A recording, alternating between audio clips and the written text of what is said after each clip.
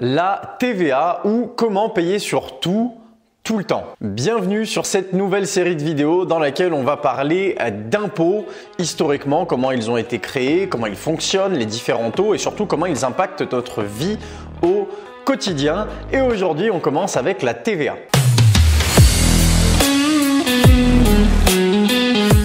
Alors pour commencer déjà, que veut dire TVA?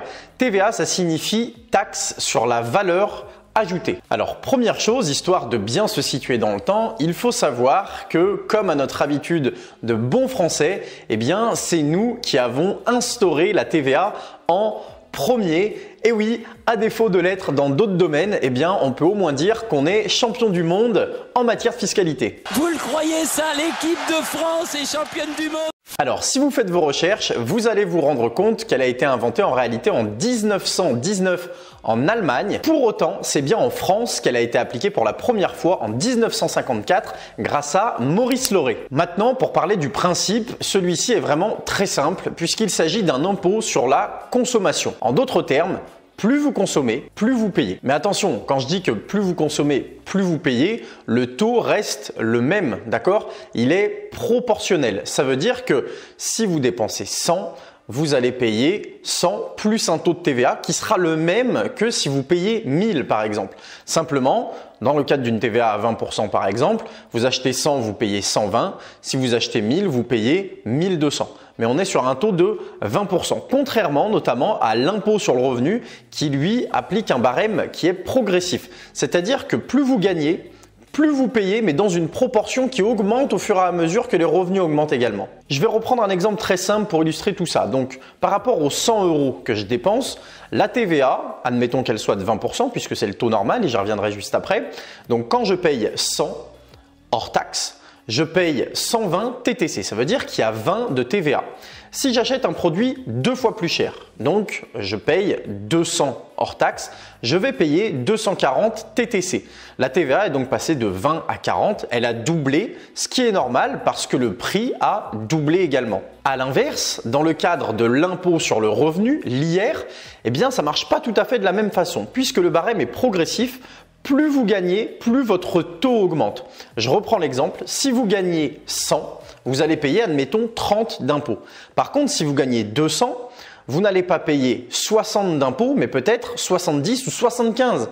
Autrement dit, dans le cadre de la TVA, vous payez le double, la TVA double également, alors que dans le cadre de l'impôt sur le revenu, vous gagnez le double, eh bien vous payez 2,5 fois plus et ça fait toute la différence. Maintenant, dans les faits, en quoi ça vous concerne finalement? Eh bien pour les particuliers, ça change pas grand-chose finalement. Pourquoi? Parce que ce soit 100 € hors taxe ou 120 € TTC, eh bien vous allez payer 120 € TTC.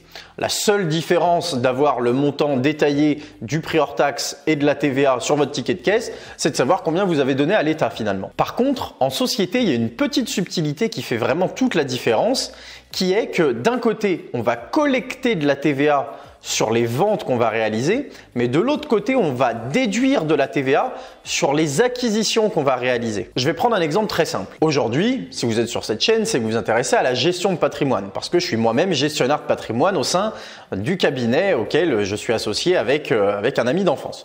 Donc, sur ce cabinet, on vend notamment des prestations de conseil. On vend nos conseils aux gens, que ce soit des conseils fiscaux, successoraux, financiers, immobiliers, etc. Admettons que mon client, je lui vende un conseil 1200 € TTC. Pour lui, c'est très simple. Il va recevoir une facture et il va me régler 1200 € TTC. Il y a 1200 qui vont sortir de son compte. Mais pour moi, c'est complètement différent puisque sur les 1200 € TTC, en réalité, il y a 1000 € hors taxe qui me viennent dans la poche et il y a 200 € de TVA qui vont être reversés à l'État. Au final, j'ai facturé 1200, j'ai vendu un savoir pour 1200, mais l'État m'a pris 200 €. Après, évidemment, l'État a bien des raisons de collecter cette TVA ainsi que tous les autres impôts, puisqu'il faut bien financer notamment les guerres, des vaccins qui finissent à la poubelle parce qu'ils ont été commandés en trop grande quantité, etc., etc. Et puis évidemment, de temps en temps, quand il reste de l'argent qui n'a pas été dépensé dans l'armée, pour les écoles. Quoi qu'il en soit, du coup, cette TVA, moi, je ne la gagne pas vraiment. Sauf que je vais pouvoir trouver un équilibre entre mes revenus et mes dépenses pour, comme je vous le disais, déduire une partie de la TVA que je vais finalement payer sur mes acquisitions. Je vous explique. Tout Toujours dans l'exemple que j'ai pris juste avant, j'ai dit que j'avais vendu une prestation pour 1 200 € et que je devais reverser 200 € de TVA à l'État. Par contre, admettons que dans le cadre de mon activité, j'ai besoin d'un ordinateur. Je vais chez Apple par exemple et j'achète un ordinateur 1 200 € TTC. Et bien sur ces 1 200 € TTC, moi j'ai dépensé les 1 200, mais ces 1 200 ils sont composés de 1 000 € pour l'ordinateur qui vont aller dans la poche d'Apple et de 200 € de TVA qui vont finalement venir en déduction des 200 € de TVA que je devais donner à l'État.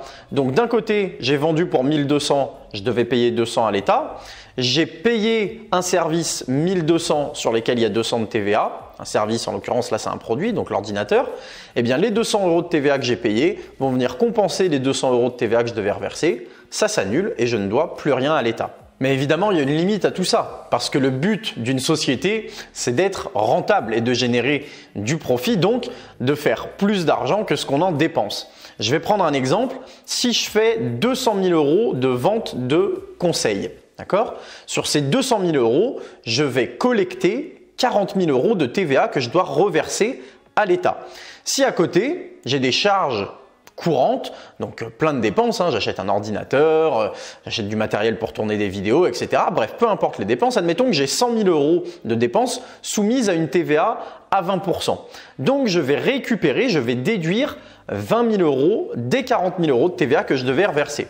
Donc, évidemment, là, ça ne se compense pas tout à fait. Et la différence entre les 40 000 que je collecte et les 20 000 que je déduis, eh bien, ces 20 000 € là vont aller dans la poche du fisc. Je vais lui faire un chèque en fin d'année en lui disant, voilà, merci pour vos services qui sont inexistants. Merci en tout cas, ça m'a bien fait plaisir. Voici 20 000 €. Et puis, moi, je retourne travailler pour vous faire de nouveaux chèques l'année prochaine. Alors, jusqu'à maintenant, j'ai pris l'exemple d'une TVA à 20% parce qu'en France, en fait, c'est le taux normal, mais il faut savoir que ce taux varie. Il varie déjà en France, il y a des taux réduits, 2,1, 5,5, 10%, mais à l'étranger, les taux de TVA ne sont pas les mêmes que chez nous.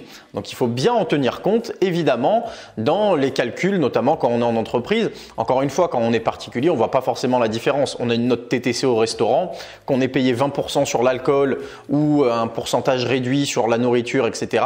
Bon, on a un montant, on le paye. Mais en entreprise, il y a un petit jeu d'écriture comptable qui se fait parce que forcément, les différents taux de TVA vont jouer sur ce qu'on peut déduire et sur ce qu'on doit reverser in fine au fisc. Alors j'ai évoqué juste à l'instant le fait que le taux de TVA soit différent dans certains pays et effectivement il faut savoir que cette différence de taux de TVA d'un pays à l'autre a énormément créé de fraude à la TVA.